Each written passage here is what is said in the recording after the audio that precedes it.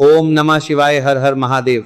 दोस्तों जानते हैं कि 8 अप्रैल 2026 यानी बुधवार को पड़ रही है वैशाख महीने की कृष्ण पक्ष षष्ठी तिथि। और दोस्तों यह वह तिथि है जो वैशाख महीने में पड़ने वाली सबसे बड़ी तिथि है, क्योंकि यह वैशाख महीने में पड़ने वाली है और इसका बहुत ही बड़ा और विशेष महत्व होता है। पूज्य गुरु जी ने कहा है कि अगर कभी भी मौका लग जाए और वैशाख महीने की षष्ठी तिथि बुधवार को पड़ जाए तो आप लोगों को 7 हरा दुर्वा का उपाय तो अवश्य ही करना चाहिए। इन दोनों का संयोग बहुत ही कम आता है। इसी के साथ में गुरुजी ने अपनी शिव पुराण कथा में बताया है कि इस दिन आपको 7 दुर्वा का उपाय तो आपको अवश्य ही करना चाहिए, क्योंकि ऐसा दिन पूरे साल में सिर्फ एक ही बार आता है। और दोस्तों आप सभी लोग जानते हो कि बुधवार का अगर सबसे बड़ा उपाय है तो वह 7 हरा दुर्वा वाला उपाय है। तो दोस्तों इस बुधवार षष्ठी तिथि के दिन आप लोगों को इस 7 हरा दुर्वा वाला उपाय को जरूर करना है। बहुत सारे लोग होंगे जिन लोगों ने इस उपाय को ना किया हो, मतलब पूरा साल निकल गया, उन्होंने किसी भी दिन इस 7 हरा दुर्वा वाला उपाय को ना किया हो। पर दोस्तों आपके पास एक आखिरी मौका बचा हुआ है जो कि 8 अप्रैल के दिन है। तो इस दिन आप लोगों को इस वाले उपाय को जरूर कर लेना। भले ही आपने पूरे महीने भर इस उपाय को ना किया हो, पर अगर आपने इस वैशाख महीने के बुधवार षष्ठी तिथि के दिन अगर इस वाले उपाय को कर लिया तो आपको इस उपाय को करने का वह फल मिलेगा जिसकी आपने कभी कल्पना भी नहीं करी होगी। इसीलिए आप लोग इस वाले उपाय को एक बार जरूर कर लेना है, ताकि आप लोगों के हाथ से ये मौका ना जा सके और आपको इस उपाय को करने का फल मिल सके। दोस्तों यह उपाय पंडित जी ने अपनी अभी ही शिव महापुराण की कथा में बताया है, जिस उपाय को आज हम आपको बहुत अच्छे से समझाने वाले हैं। इस वीडियो को देखने के बाद इस उपाय को समझने के लिए आपको कोई और वीडियो को देखने की जरूरत नहीं पड़ेगी। तो चलिए दोस्तों उपाय को शुरू करते हैं। देखिए यह इस वैशाख महीने के बुधवार षष्ठी तिथि के दिन ये इतना खास होता है, इतना महत्वपूर्ण होता है। देखा गया है कभी कभी बड़े बड़े पूजा पाठ अनुष्ठान से जो मनोकामना पूर्ण नहीं होते, वह वैशाख महीने के बुधवार षष्ठी तिथि के दिन एक छोटे से उपाय करने से ही आपकी मनोकामना पूर्ण हो जाती है। और बहुत सारे लोगों ने इस उपाय को किया भी है और उनको इस उपाय को करने का फल भी जरूर मिला है। अगर आप लोग भी इस उपाय को करना चाहते हैं तो आप इस उपाय को पहले अच्छे से समझ लेना, सुन लेना, उसके बाद करना। आपको इस उपाय का फल जरूर ही, और इस उपाय को कर लेने से आपके घर में चाहे किसी भी प्रकार की दुख और समस्या क्यों ना चल रही हो, आपको उसका कारण भी नहीं पता है कि भाई ये समस्या किस कारण से चल रही है, उसका कुछ भी कारण हो सकता है। जैसे इसे पितृदोष हो सकता है या किसी भी तरह का मंगल दोष भी हो सकता है। तो इस दिन आप लोगों को यह वाला उपाय कर लेना है। यह एक ऐसा उपाय है जिस उपाय को अगर किसी विशेष दिन पर किया जाए तो भाई उस विशेष दिन का जो है वह तो मिलता ही मिलता है, पर हमने उस दिन पर इस उपाय को किया है तो हमें उससे भी बड़ा फल मिलता है, और फल बहुत जल्दी मिलता है, क्योंकि आप इस उपाय को बहुत ही बड़े और विशेष दिन पर कर रहे हैं।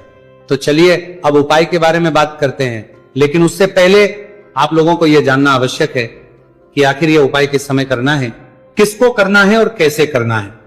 तो चलिए हम आगे आपको वीडियो में एक एक करके बता देते हैं। उससे पहले अगर आप लोग हमारे चैनल पर पहली बार हैं तो हमारे चैनल को सब्सक्राइब जरूर कर लेना, और इस वीडियो को करके कमेंट बॉक्स में श्री शिवाय नमस्तु भयम ओम नमः शिवाय जरूर टाइप कर देना।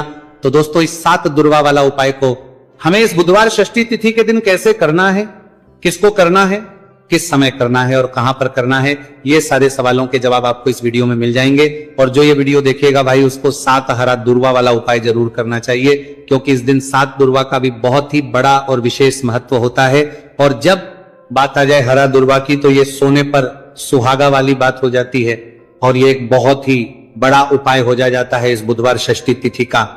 तो अब दोस्तों इस 7 हरा दुर्वा वाला उपाय को आखिर करना किसको है, सबसे पहले हम लोग वो बात जान लेते हैं। तो देखो घर की जो बड़ी माताएं बहनें होती हैं, उन माताओं बहनों में से कोई भी एक बड़ी माता बहन इस वाले उपाय को कर सकती है। और दोस्तों अगर आप चाहें तो अपने घर में से सभी सदस्यों भी इस उपाय को करवा सकते हैं। अगर किसी व्यक्ति की खुद की कोई मनोकामना है, खुद की कोई दुख और परेशानी है जो कि वो अपने लिए ही करना चाहता है इस वाले उपाय को, तो वो खुद अपने लिए भी कर सकता है। बाकी अगर कोई घर में से ऐसा है जो कि अपने पूरे घर परिवार की सुख और शांति के लिए यह वाला उपाय करना चाहता है, तो भाई वो भी कर में सकता है, उसमें भी कोई दिक्कत वाली बात नहीं है। कहने का मतलब यह है कि इस उपाय को हर सदस्य भी कर सकता है और पूरे घर परिवार के सदस्य के लिए घर की बड़ी माताओं बहनों में से कोई एक माता बहन भी कर सकती है। माताएं बहनें अगर घर में उपस्थित ना हो या वह यह वाला उपाय ना कर पा रही हो तो फिर घर का कोई बड़ा सदस्य भी साथ हरा दूर्वा वाला उपाय को कर सकता है, चाहे फिर वह पुरुष ही क्यों ना हो, उसमें कोई भी दिक्कत वाली बात नहीं है। अब दोस्तों जो अगला प्रश्न निकल कर आता है वह यह आता है इसको लेकर कि आखिर इस उपाय को हमें किस समय करना है, सुबह के समय करना है कि शाम के समय करना है। तो देखो इस वाले उपाय को आप लोग सुबह के समय भी कर सकते हो और शाम के समय प्रदोष काल में भी कर सकते हो। अब अगर आप पूछो कि भाई सबसे उत्तम समय कौन सा रहेगा इस 7 हरा दूर्वा वाला उपाय को करने का, तो हम आपसे बस यही कहेंगे कि इस उपाय को आप सुबह के समय करेंगे तो ज्यादा बेहतर होगा।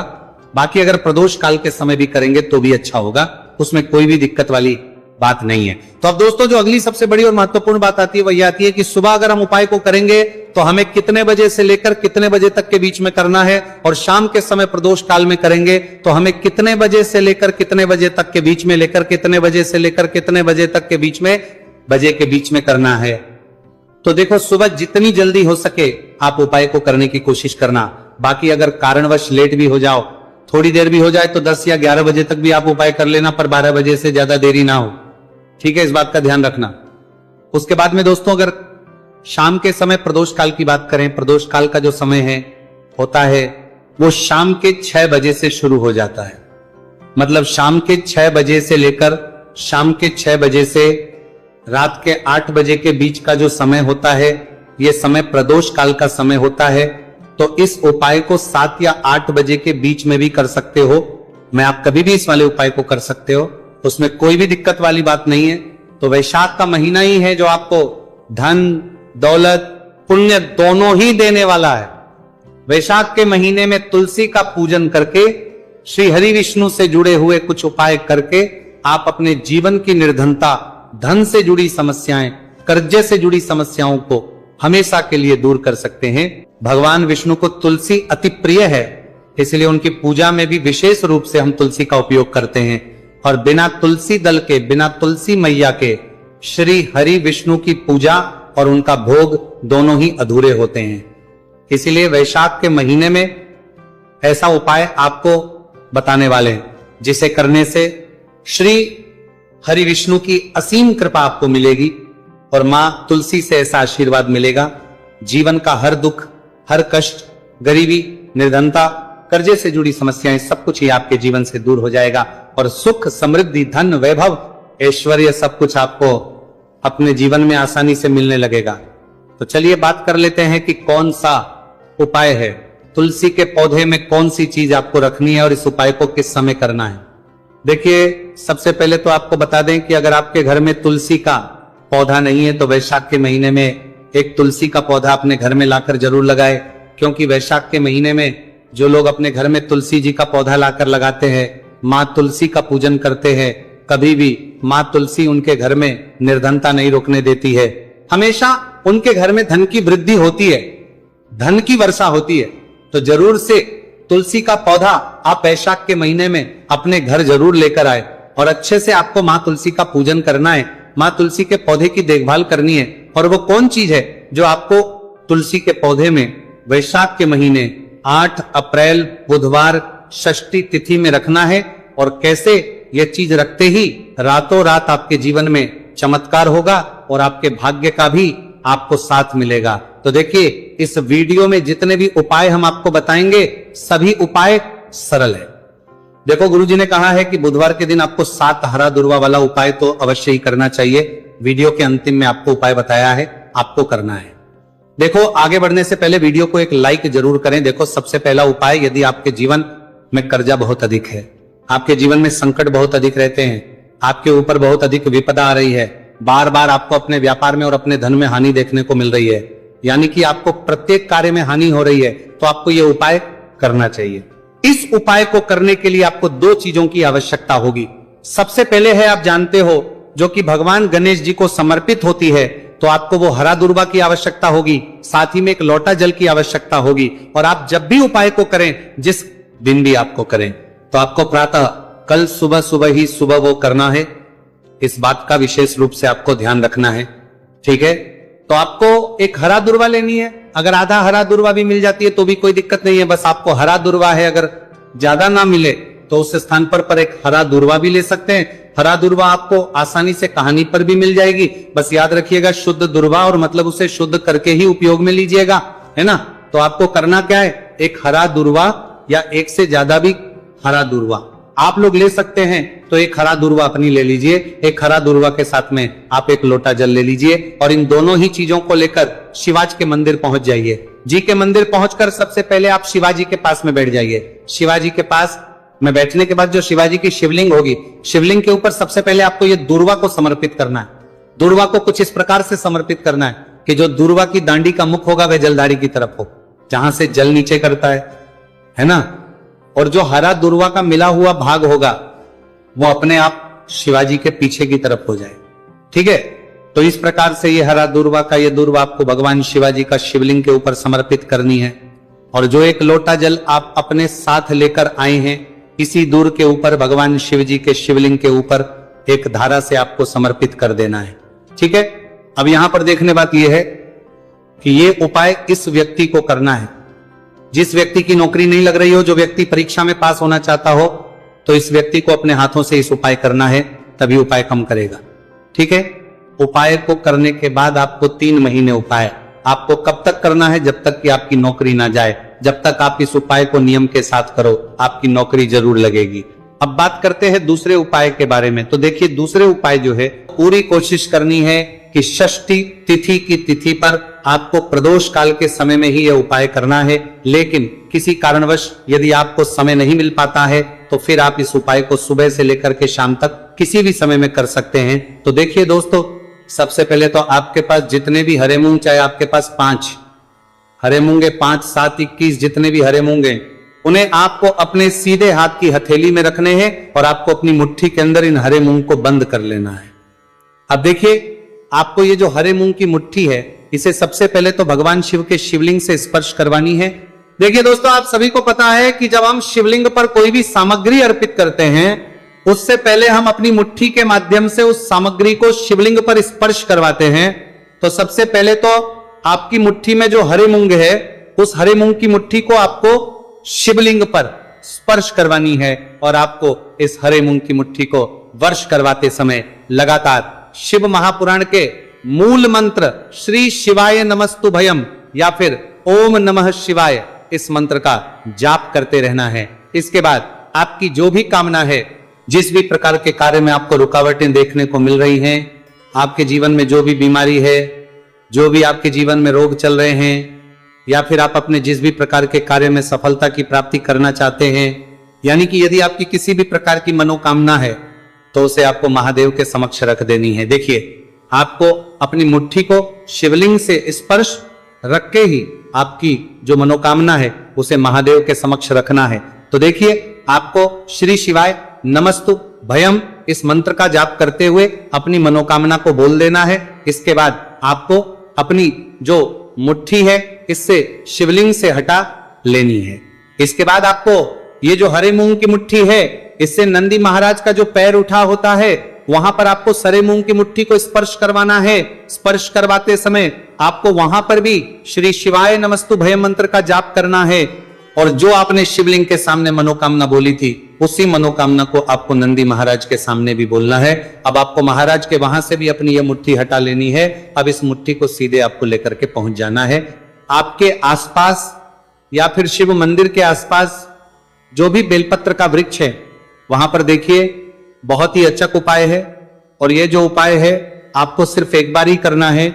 विशेष बुधवार के दिन जब भी कोई भी विशेष तिथियां पड़ती है तो उस पर ही यह उपाय किया जाता है। इसीलिए यह उपाय आपको बहुत ही ध्यान से समझना है।